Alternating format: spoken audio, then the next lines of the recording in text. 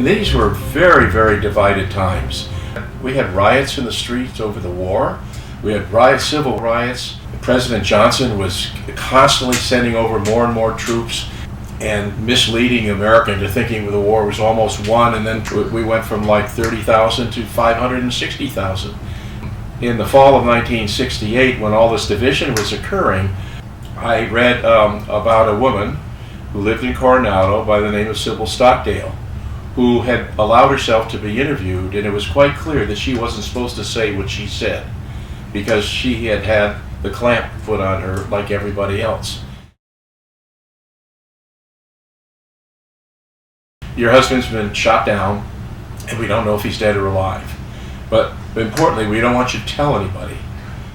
It's hard to go public when they're saying it's going to kill your husband. That was, if not said in so many words, it certainly was implied. And by the way, we didn't know what the result was going to be, but it had been so long and the men were in such terrible shape from the intelligence we were able to see that we had no choice. I actually went to Senator McCain's father, who was then a 4-star admiral in charge of all the military, not just the Navy.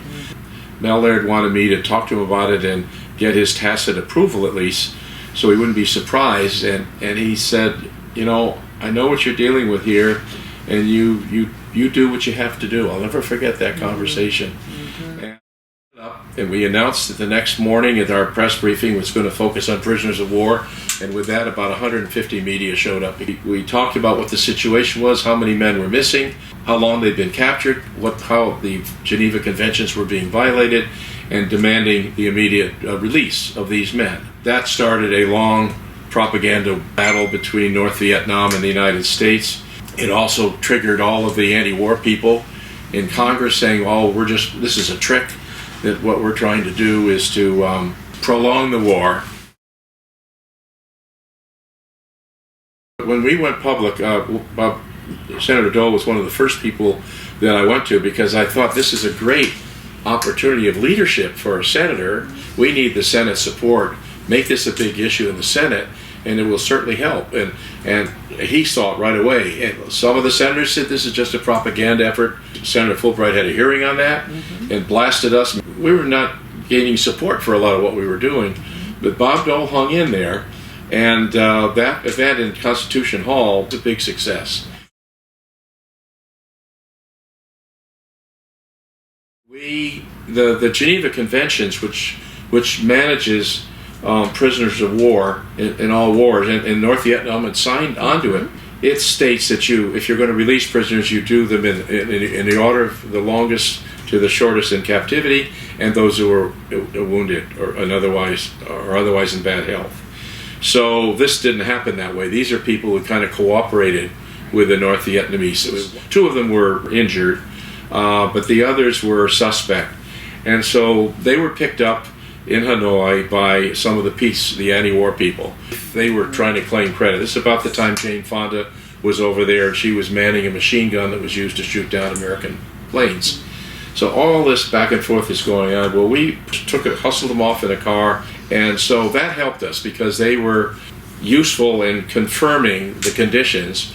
And one was a mailman. His name was Douglas Hagdahl.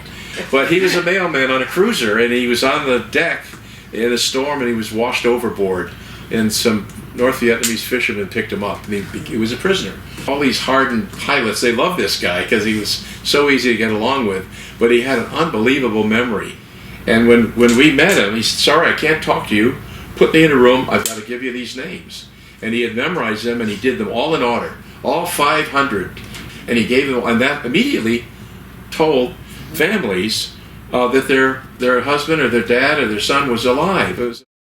But my job was legislative affairs, was managing 700 senior officers who were covering the Hill to try to get our legislation passed. So that was a huge job, but I never let go of this. And then we brought in some other people, including Chappie James, who was an Air Force general. And so I was able to step back. But and then when it started to succeed, you have 1,000 authors. Everybody wants to be on board. You know, Nixon started it, invited Sybil, and there's that famous picture of several of them meeting with the president the first time he met with him. And of course, he had that huge event for the POWs. I mean, it all worked itself out. These were just very, very difficult times. Too many people have died. The answer, my friend, is blowing in the wind. The answer is blowing.